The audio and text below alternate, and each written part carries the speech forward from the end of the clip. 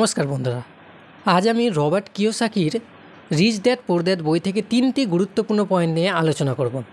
1 নম্বর point হচ্ছে, ধনী ব্যক্তিরা কখনো টাকার জন্য পরিশ্রম করে না, ওরা সবসময় টাকাকে পরিশ্রম করায়। কিভাবে? ধনী ব্যক্তিরা প্রথমত তারা কিছু পরিশ্রম করে টাকা উপার্জন করে, টাকা রোজগার করার পর সেই টাকাকে তারা ভালো জায়গায় ইনভেস্ট করে, বিভিন্ন রকম ব্যবসায় টাকা ইনভেস্ট করে, আর সেই ব্যবসা থেকে টাকা চলে আসে অনেকগুলো। ফর এক্সাম্পল, প্রথমত কেউ একটা ইনকাম সোর্স থেকে ইনকাম শুরু করলো, প্রথমত পরিশ্রম করে টাকা রোজগার করলো, তারপর তারা সাইডে অন্য একটা ব্যবসা শুরু করলো, ওই ব্যবসাতে টাকা ইনভেস্ট করলো, আবার অন্য ব্যবসা শুরু করলো, ওই ব্যবসাতে টাকা ইনভেস্ট করলো। এইভাবে করতে করতে তারা টাকাকে কাজে লাগিয়ে দেয়। দেখবে অনেক মানুষ আছে, তারা একটা ব্যবসা করছে, তার পাশাপাশি তারা অনেকগুলো গাড়ি কিনে রেখেছে, ওই গাড়িগুলোকে ভাড়াতে দিয়ে দেয়। তাদের তো আর পরিশ্রম করতে হচ্ছে না, সেই গাড়িগুলো ভাড়া কাটাচ্ছে, ভাড়া ড্রাইভারকে কিছু টাকা দিল আর ভাড়াতে লাগিয়ে দিল, তার উপার্জন হচ্ছে। কেউ কেউ দেখবে দুতলা বাড়ি করে নেবে, নিচ তলায় তারা থাকবে আর ওপর তলায় ভাড়াতে দিয়ে দেয়।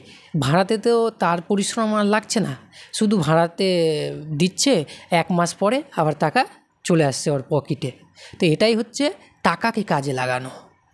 2 নম্বর পয়েন্ট হচ্ছে, অ্যাসেট আর লাইবিলিটির মধ্যে পার্থক্যটা বুঝতে হবে। অ্যাসেট কোনগুলো? অ্যাসেট হচ্ছে তোমার পকেটে যেখান থেকে টাকা ঢুকবে সেটাকে বলে অ্যাসেট, আর লাইবিলিটিস বলে কি তোমার পকেট থেকে যেখানে টাকা বেরোবে সেটাকে লাইবিলিটি বলে।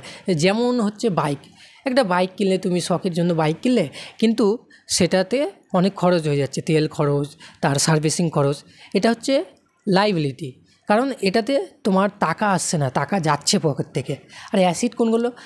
তোমার বাইকের জায়গায় যদি বাইকের 1 লাখ টাকা যদি তোমার নিজের ব্যবসায় বা যে কোনো কাজ করছো সেই কাজে যদি লাগিয়ে দিতে, 1 লাখ টাকা লাগিয়ে দিতে নিজের ব্যবসায়, তো 1 লাখ থেকে অনেকগুলো রিটার্ন আসতো, সেটা হলো অ্যাসেট।